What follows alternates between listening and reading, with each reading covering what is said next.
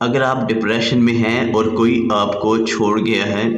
تو کبھی روم میں تنہا لائٹ آف کر کے نہ بیٹھیں۔ اگر آپ اداس ہیں تو چھوٹے بچوں کے پاس جا کر بیٹھ جائیں، ان کی شرارتیں دیکھیں تو یقیناً آپ کو اپنا بچپن یاد آ جائے گا اور آپ کے چہرے پر مسکراہٹ پھیل جائے گی۔ اگر آپ مسلمان ہیں یا کسی بھی مذہب سے ہیں تو آپ نماز یا کوئی بھی عبادت کر سکتے ہیں اور اپنے رب کے سامنے رو سکتے ہیں، کیونکہ ہر چیز اس رب کی طرف سے ہوتی ہے، بس یہ شیطان تو ہمیں بدگمان کر دیتا ہے۔ اگر کوئی آپ سے شادی کا وعدہ کر کے یا آپ کو طلاق دے گیا ہے یا آپ کی علیحدگی ہو گئی ہے تو آپ کی زندگی ختم نہیں ہوتی، بلکہ اصل زندگی کی شروعات تب ہی ہوتی ہے۔ پہلے آپ زندگی کے میدان میں بیساکھیوں کے سہارے چل رہے تھے،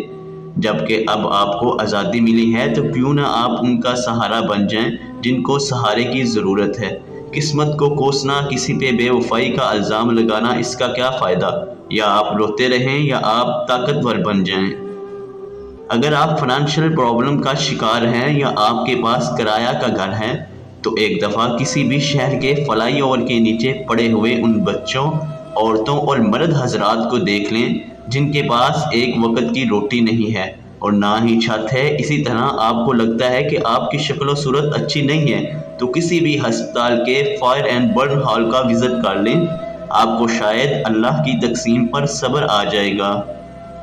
مرد کی نسبت عورت کمزور ہے یہ سب کہتے ہیں، لیکن وہ معذور عورت جو دنیا کی بلند ترین پہاڑی چوٹی صرف اس وجہ سے سر کر گئی کہ اس نے دنیا کو بتانا تھا کہ عورت ذات کمزور نہیں ہے۔ آپ اس چوٹی کو سر نہ کریں، لیکن زندگی کے میدان میں تو خود کو کمزور نہ ثابت کریں، کیونکہ زندگی کے میدان میں انسان زندگی سے نہیں خود سے ہارتا ہے۔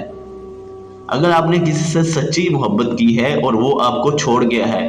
تو اگر آپ مرد ہیں تو کوئی جم جوائن کر لیں، اپنا تمام غصہ ورک آؤٹ پر نکالیں، نہ کہ کسی کی تصویریں اور ویڈیوز سوشل میڈیا پہ ڈال کر۔ اگر آپ غصہ میں ایسے کر بیٹھتے ہیں تو یقین کی جانیے ایک دن آپ کو پچھتاوا ہوگا، پھر آپ معافیا مانگیں گے لیکن وقت بیت چکا ہوگا۔ اسی طرح اگر کوئی مرد آپ کو چھوڑ گیا ہو تو آپ ضرور روئیں، بہت روئیں، لیکن اس کے بعد آپ منگنی یا نکاح کریں۔ یقین کیجئے آپ کا آنے والا جیون ساتھی آپ کے درد کا مداوا لازمی کرے گا اور وقت کے ساتھ ساتھ آپ کو صبر بھی آ جائے گا اور آپ کی چہرے پہ ہنسی کا باعث آپ کے بچے ہوں گے۔